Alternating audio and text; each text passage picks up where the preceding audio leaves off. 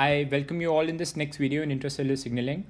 In the previous video, we went over the RAS, RAF, MEK, ERK pathway, and we saw how ultimately C4, C-Jun, which exists as a dimer, that is adaptoprotein 1, and C-MEK, which are major transcription factors, exerted transcriptional control over the cell.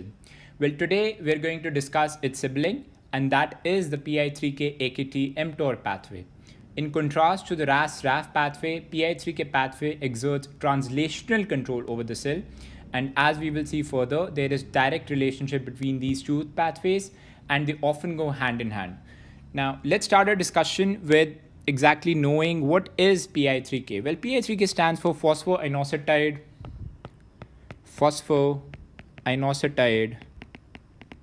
3 kinase. So we know one thing, that it is a kinase, so it will attach phosphate groups to something.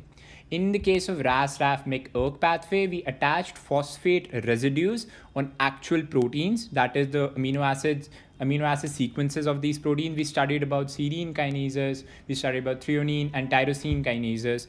In this case, we're going to attach a phosphate, but not to a protein, we're going to attach it to a phospholipid. Which phospholipid? Well, in the cell membrane, we have PIP2. What is PIP2? So PIP2 is basically a phosphatidic acid residue that consists of two acyl chains, and we have a glycerol backbone and ultimately a phosphate. So that is a phosphatidic acid. The PIP2 molecule consists of an attached myoinositol ring, which is nothing but basically a cyclohexanol in which every carbon is attached to hydroxyl groups. In the fourth and the fifth hydroxyl group, we have an attached phosphate group. So that is why we refer it to as PIP2, that is two phosphates, 4 and 5 bisphosphate. Now comes the role of PI3K. PI3K is a phosphate, it is a kinase. It is going to attach phosphate residues to it. So we have PI3K. It will attach a phosphate at the 6th position. So now we have 4, 5, 6 triphosphate, and we refer this molecule to be as PIP3. Now, this pathway cannot go in one direction only, and we ultimately need to degrade PIP3 back into PIP2 to prevent excessive signaling. So we have a protein known as phosphatase and tensin homolog, also known as PTEN. So PTEN converts PIP3 and it converts it back into PIP2. That is, it is a phosphatase. Now, in Cowden syndrome and in ultimately some other tumors, we often have a mutation in PTEN, and that is why PTEN becomes an imported tumor suppressor gene. Let's move on. PIP2 can go to another fate. It has another fate in the cell, and that is often in the presence of phospholipase C, we have the removal of IP3 and a DAG from it, that is diacylglycerol and inositol triphosphate. Now, that is often mediated through GQ, that is GQ-GPCRs, that are often linked to GQ, which is often linked to PLC. Or we have some receptor tyrosine kinases, which directly influence the activity of phospholipase C. Now, this IP3 can go and participate in calcium signaling, as in the sarcoplasmic reticulum, we have a IP3 receptor. And when IP3 binds to this IP3 receptor, we have leakage of calcium into the cytoplasm. Now, this calcium can ultimately bind to calmodulin and can participate in further intracellular signaling. Let's focus our attention back to PIP3. As we studied previously, we were discussing about Sark homology domains. So we had the SH2 domains, which was binding to tyrosine phosphate. But in this situation, we have another homology domain. We have plextrin homology. Now, this plextrin homology, if any protein has a plextrin homology domain, it can bind to PIP3, which is anchored into the membrane, right?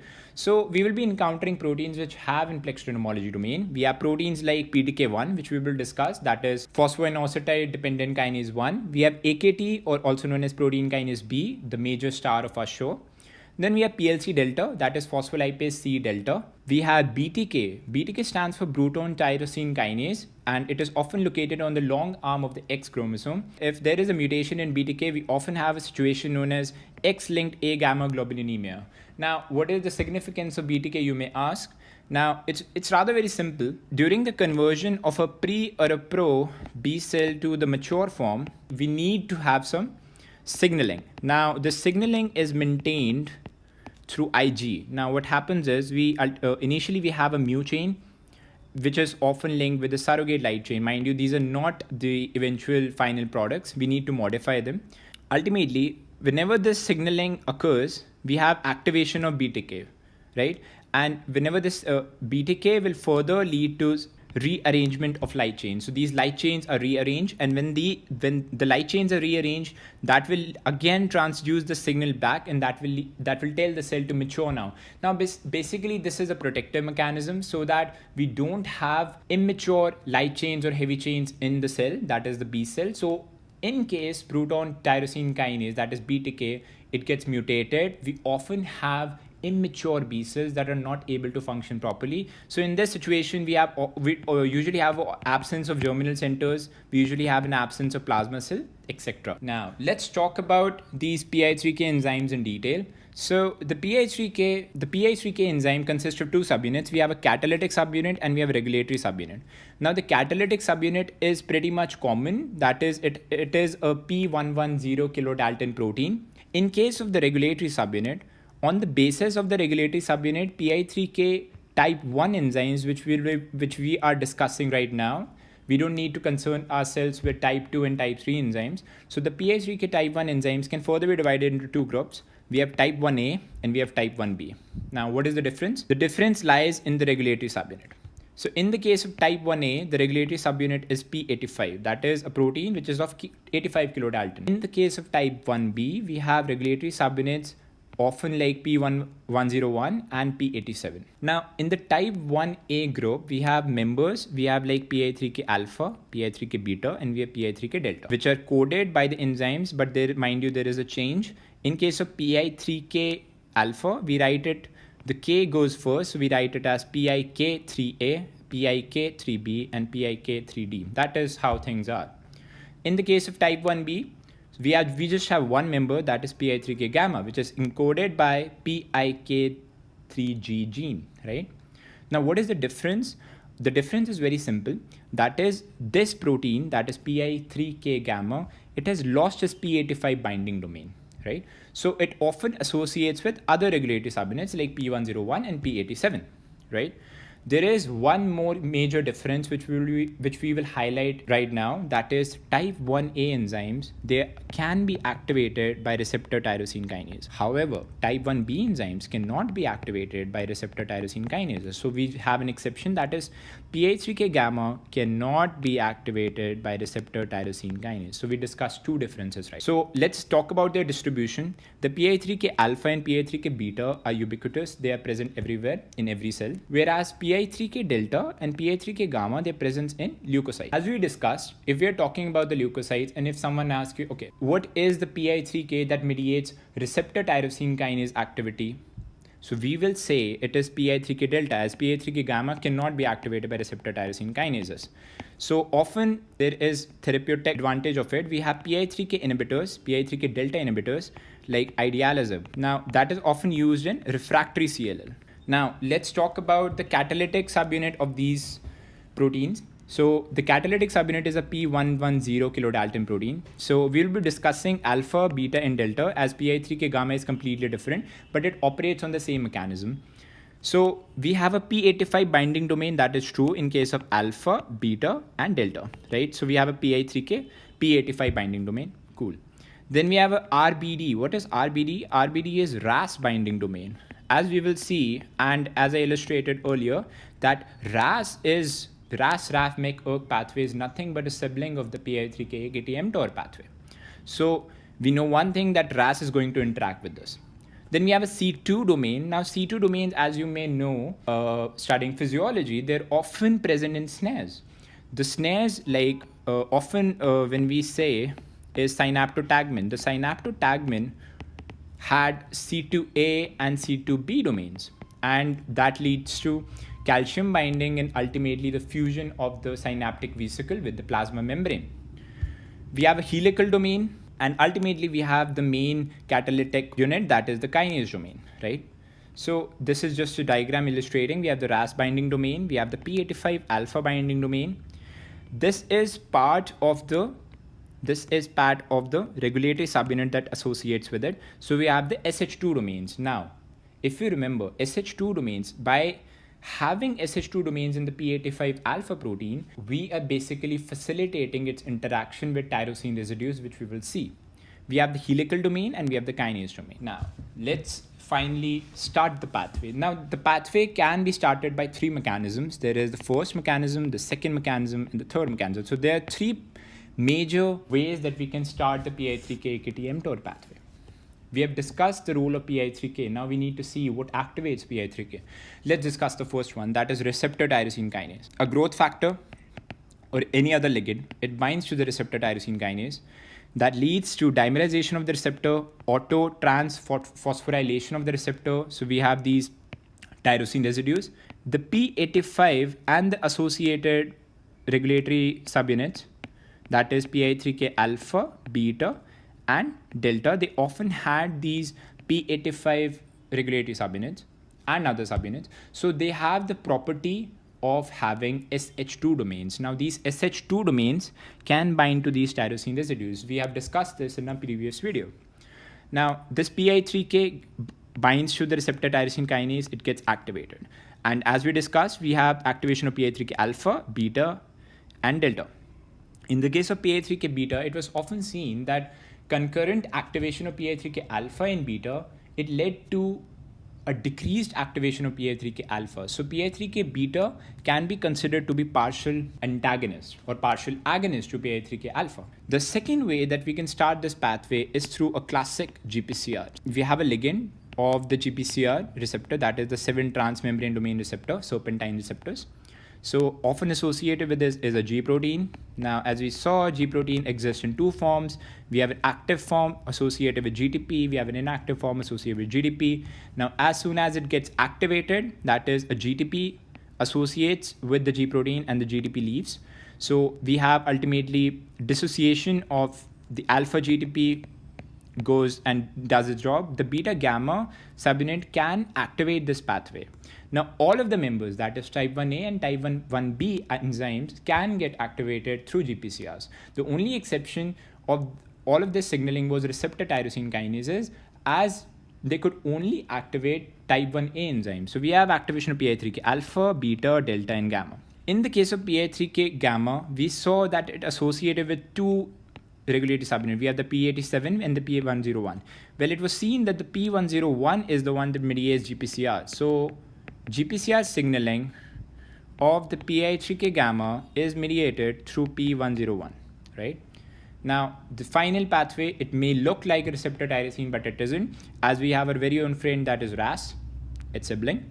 So we have receptor tyrosine kinase, we have association of GRB2, we discussed previously. We have ultimately SOS, which is a GEF, that is guanidine nucleotide exchange factor. It is going to exchange GDP with GTP. We have activation of RAS. Now RAS can further activate these enzymes. Now RAS can activate PI3K alpha, gamma, and PI3K delta. And as we saw, PI3K gamma often only with P87, P101 for GPCR and P87 for RAS. Now PI3K beta is activated by another of a monomeric G protein, that is RAC1.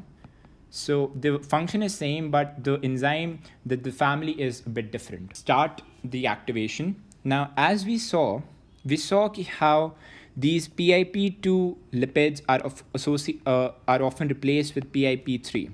And we saw there are some proteins which can get active if they have the plextrin homology domain. To the PIP3 domain, we have the association of PDK1, that is phosphoinositide dependent kinase. So it is a kinase, that is for sure. And we often have another protein known as mTORC2 complex. mTORC2 complex consists of mTORC2. It consists of RICTOR, that stands for rapamycin insensitive companion of mTOR. It is specific for mTORC2 complex. We have MSIN1, often known as mammalian stress activated protein kinase interacting protein 1. It is also specific. We have PRR5, that is proline rich region 5, that is also specific for mTORC2. Then we have two other subunits which are not specific for mTORC2 complex. It can also associate with mTORC1 complex. So we have G-beta-L, that is G-beta ligand, that is for the G protein, and often known as MLST8. And lastly, we have DEPTOR1, that is DEP domain containing interacting protein. These two proteins are also present in mTORC1 as well as mTORC2 complex. So we have mTORC2 complex and we have a PDK1. To activate AKT, that is our second messenger, we have activated PI3K. We saw how we activated it through three mechanisms. We have receptor tyrosine kinases, we have GPCRs, and we have RAS. So we have activated PI3K. Now we need to move further. For activation of AKT, it needs to get phosphorylated at two sites. It needs to get phosphorylated at threonine 308 and serine 473. Phosphoinositide dependent kinase phosphorylates AKT at its threonine 308 point, and mTORC2 complex, it phosphorylates serine 473, right? So we have ultimately the activation of AKT. Now what is AKT? Just like RAS, it is a serine threonine kinase. It is going to phosphorylate serine and threonine residues. Now let's discuss the action of AKT, what it actually does. This AKT can phosphorylate proteins.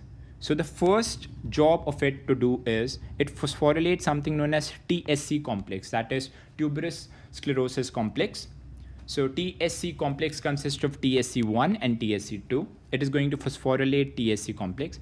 Now what is this TSC complex? TSC complex is a CAP, that is a GTPase activating protein. Now we know one thing, that it is going to inactivate a G protein. Which G protein, you may ask? It is REB.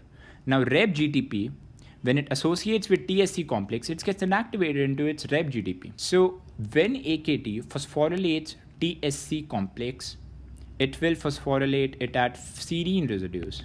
Now, as we saw, there are some proteins, there are some domains which interact with serine residues, and that is known as 1433 domain. So we have 1433 proteins that is going to interact with TSC, and it will lead to its inactivation. Now this TSC goes off. As soon as the TSC goes off, we have REB in its activated form. Now REB GTP can activate mTORC1 complex. Now the mTORC1 complex has various subunits. We have the mTORC1, as its name indicates. We have a specific subunit, that is Raptor, and ultimately we have two other shared subunits, that are Deptor and G beta L. What happens when we activate mTORC1? Now mTORC1 is also a kinase. It is going to phosphorylate proteins. So what it's going to do is it's going to phosphorylate a P70S6 kinase, and as we see, it is a S6 kinase. That is, S6 is one of the subunits of the ribosome. So by phosphorylating ribosomes, S6 subunit of the ribosomes, we are facilitating protein synthesis. What did we discuss? We need to exert translational control. So that is one job that we have done. We've exerted the translational control by enhancing protein synthesis. The next thing mTORC1 can do, it is going to phosphorylate 4E binding proteins. Now these 4E binding proteins actually inhibit that by binding with EIF4E, they inhibit translation. So by phosphorylating 4EBPs, we are basically preventing its interaction with EIF4E.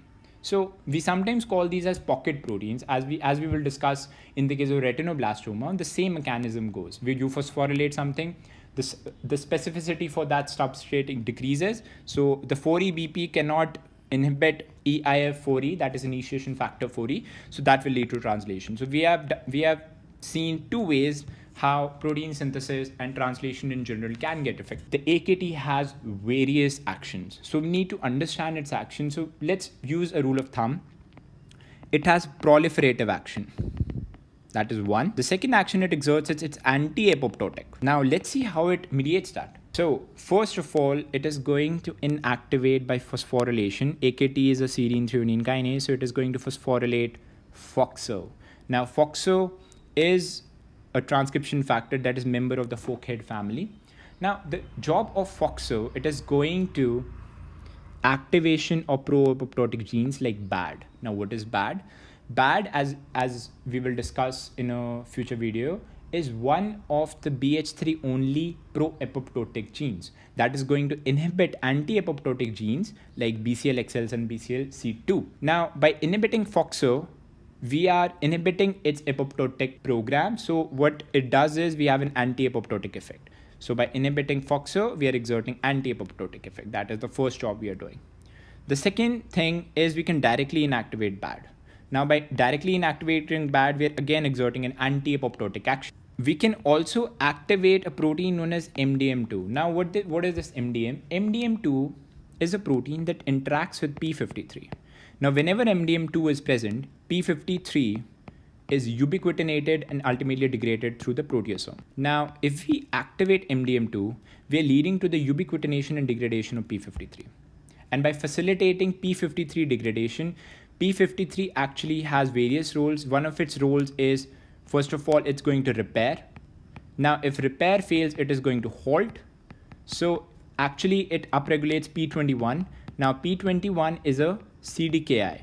So that is one of its job. And ultimately P53 also upregulates BAD, PUMA, NOXA, that is pro-apoptotic genes. So by promoting MDM2, we are leading to degradation of P53 and we are promoting proliferative action by inhibition of P21 and anti-apoptotic action by inhibition of BAD, PUMA, NOXA as well, right? So the next thing that it does is it is going to inhibit AS160, that is AKT substrate of 160 kilodalton molecular weight. So ASC60 is often implicated in inhibition of GLUT4 translocation.